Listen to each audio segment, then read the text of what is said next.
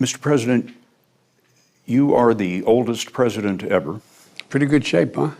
Which leads to my next question. You are more aware of this than anyone. Some people ask whether you are fit for the job. And when you hear that, I wonder what you think.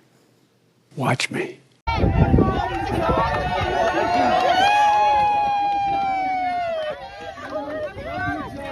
All right, guys, so we got to talk about Joe Biden's brain dead interview with 60 Minutes, in which he completely lays an egg, okay? It was so bad that the White House immediately walked back Joe Biden's comments, specifically about how we would, in fact, go to war.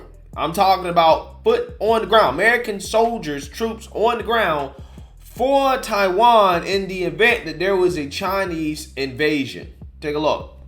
What should Chinese President Xi know about your commitment to Taiwan? We agree with what we signed on to a long time ago, and that there's a one China policy, that Taiwan makes their own judgments about their independence. We are not we're not encouraging their being independent. That's their decision. But would U.S. forces defend the island? Yes, if in fact there was an unprecedented attack.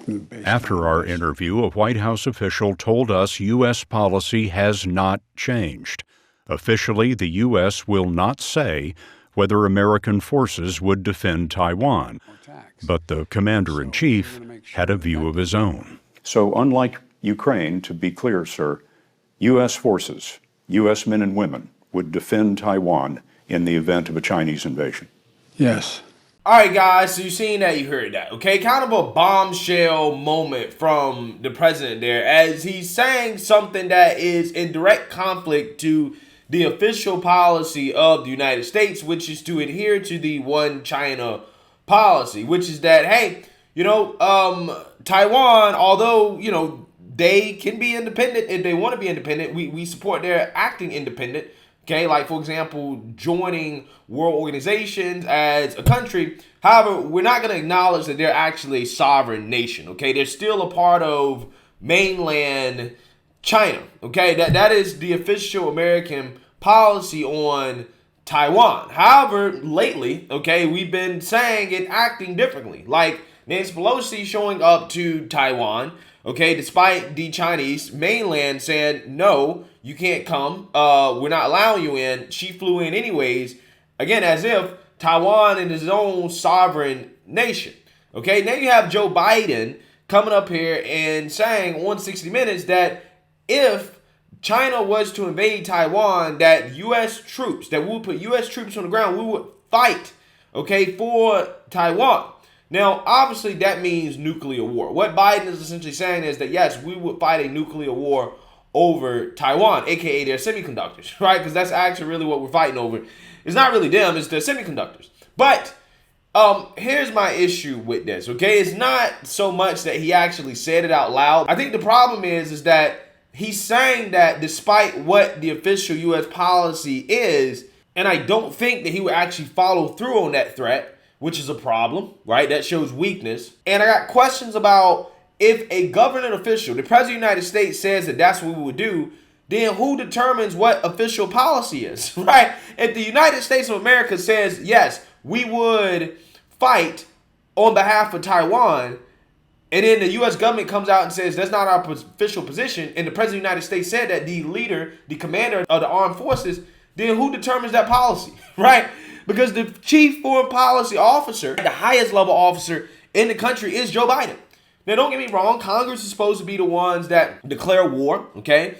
The Senate specifically, they're supposed to be the ones that declare war. But, we've kind of passed off that, right? We kind of moved past that a long time ago in regards to giving the president unilateral ability to kind of fight wars without actually declaring a war, right? But still, regardless, I'm just saying, where does the official policy come from if what the president said is not the official policy?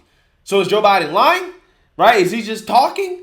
Because that's a problem. If Joe Biden is saying things that he doesn't actually mean, then that is a clear sign of weakness. A clear sign of weakness that the Chinese could take advantage of, right? At this point, they might as well invade Taiwan and see what happens, right? Let's call their bluff because the U.S. says this is not our official position. Although the president says that that's what we would do, Again, is Biden bluffing? Is Biden blowing smoke?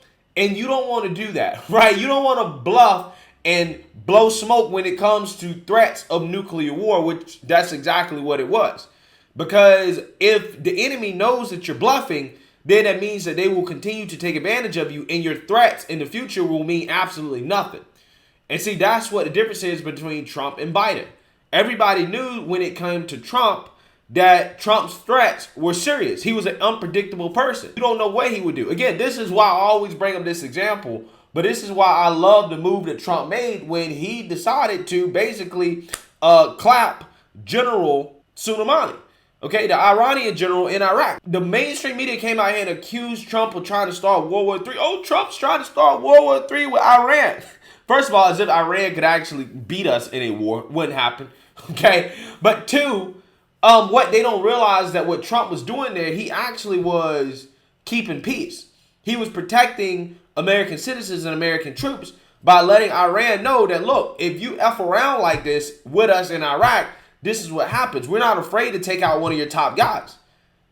And we did that, and lo and behold, Iran, the way they responded is that they shot a bunch of missiles into the dirt. Then mistakenly shot down a Ukrainian Airlines commercial plane, and we haven't heard anything from them since then, right? We haven't heard anything from Iran since then. But again, that's the difference between Trump and Biden. I don't believe Biden's threats are real because, one, Biden and all these politicians, including some Republicans, aka Mitch McConnell, these guys are in bed with China. All of them are in bed with China. They have business interests in China. The corporate billionaire class has business interests in China. Therefore, these threats are not real. They're not real threats. So, I mean, at the end of the day, if they're not real threats, then why make those threats? It doesn't make sense. It makes us look weak. So that's not the only part of the interview that was just kind of off the rails. He also had a part of the interview where he was asked about inflation, and Biden tried to basically pretend that historic inflation that we're seeing is not a big deal. Mr. President, as you know, last Tuesday, the annual inflation rate came in at 8.3%. The stock market nosedived. People are shocked by their grocery bills. What can you do better and faster? Well, first of all, let's put this in perspective. Inflation rate month to month was just an inch, hardly at all. You're not arguing that 8.3 is good news. No, I'm not saying it is good news, but it was 8.2 or 8.2 before. I mean, it's not. I can make it sound like all of a sudden, my God, it went to 8.2%. It's the highest inflation rate, Mr. President, in 40 years. I got that, but guess what we are? We're in a position where, for the last several months, it hasn't spiked. It has just barely, it's been basically even. And in the meantime, we created all these jobs, and prices have gone up, but they've come down for energy. The fact is that we've created 10 million new jobs. Since we came to office. We're in a situation where the unemployment rate is about 3.7%, one of the lowest in history. We're in a situation where manufacturing is coming back to the United States in a big way. Come on, man. Inflation's only historically high, man. What are you talking about, man? Cut me a break, man.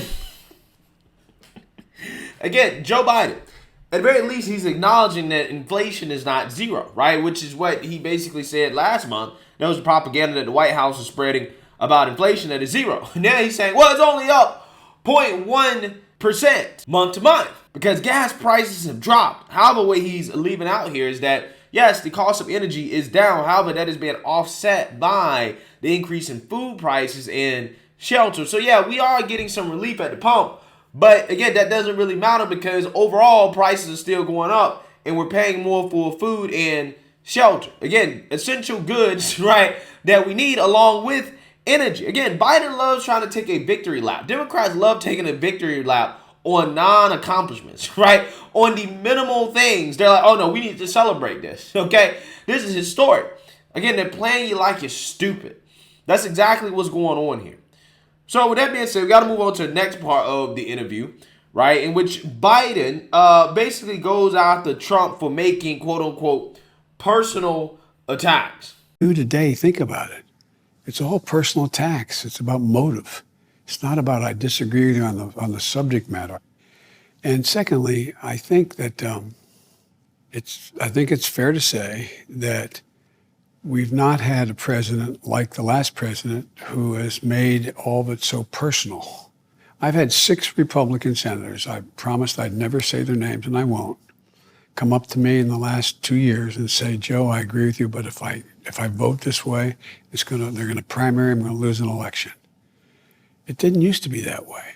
Yeah, so the guy that routinely calls Trump a Nazi and Trump supporters Nazis, and also called Peter Doocy a SOB, he also called a random guy at a campaign event who rightly asked him about his business deals with Hunter Biden overseas. He called him fat. Yeah, this guy, Joe Biden, he's trying to lecture people on personal attacks in politics. We've never had a president like that said such mean things like Trump. Even though, again, this guy routinely makes comments, name calls, says personal attacks about political opponents that he disagrees with. Absolutely amazing stuff. I don't know who's worse at this point. Is it Joe or Kamala when it comes to these interviews? Both are spectacularly bad. But what I'm concerned about here, guys, is Joe Biden escalating the rhetoric towards China. Essentially saying that we would go to war for Taiwan. Okay, and we all know that war with China over Taiwan would be nuclear war, right? We will fight a nuclear war with China over Taiwan is what Joe Biden is saying. And it seems like the invasion of Taiwan is imminent by China, which means that if China decided to do this under President Joe Biden, then we're going to find out if we actually are going to have troops on the ground and that we can very quickly see ourselves dragged into a nuclear war. Okay, so again, this is some serious escalation from Joe Biden here that, I think people should be concerned about and pay attention to, as we don't really know what China's going to do when it comes to Taiwan. But again, Biden is saying that if they do what they claim they, eventually going to do when it comes to Taiwan, we could have World War III. Okay, we could have World War III on our hands. So let me know what you guys think. Make sure you like, comment, and subscribe. Most importantly, share a Black conservative perspective. Peace.